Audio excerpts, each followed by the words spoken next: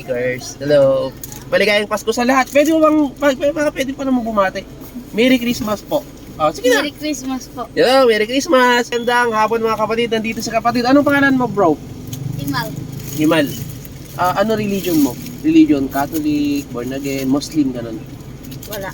Hindi mo rin alam. Hindi ka nagsisimba? Muslim po. Muslim ka. Dabaw lang sa Pasko sa Pero inyo, naiinga kasi Pasko na kaya. di ba? Di ba walang Pero Pasko sa bawal, inyo? di ba? Sa Muslim ang... Kung Muslim ka, ha? Di ba Bawal bawal? ang Pasko sa Muslim. Di ba bawal? Sa bawal mangingi. Hindi, di ba... Bawal din mangingi sa DSWD. Mamasko, ganun. Di ba walang Pasko sa inyo? Muslim, wala, di ba? Pwede din. Pwede rin. Sige, Bawal natin din pero pagtanunan. mangingi. Oh. Ngayon, bakit may Pasko?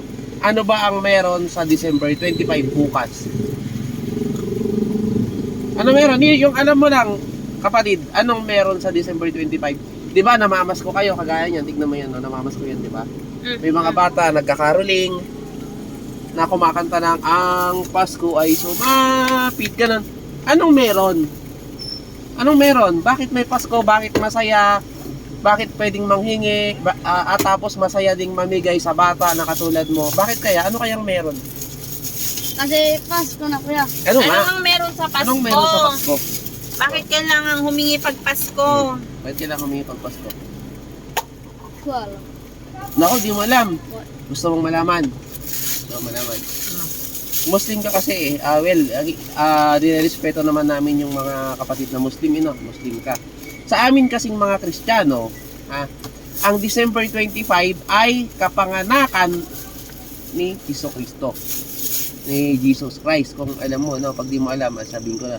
Kapanganakan ni Jesus Christ, pinanganak siya para iligtas ang sangkatauhan, no? Na kung sino man ang maniwala sa kanya ay magkakaroon ng buhay na walang hanggan. Kaya kami, mayroon kaming Pasko kung tawagin. Pero hindi naman ibig sabihin na December 25 na pinanganak si Jesus, mali yun. Basta hindi siya December 25. But, ang Pasko ay pagkapanganak ni Jesus na tagapagligtas ng sangkatauhan. Okay na? Okay na, bro? O bakit ka karoon humingi? Jesus Christ, si Jesucristo. Ano?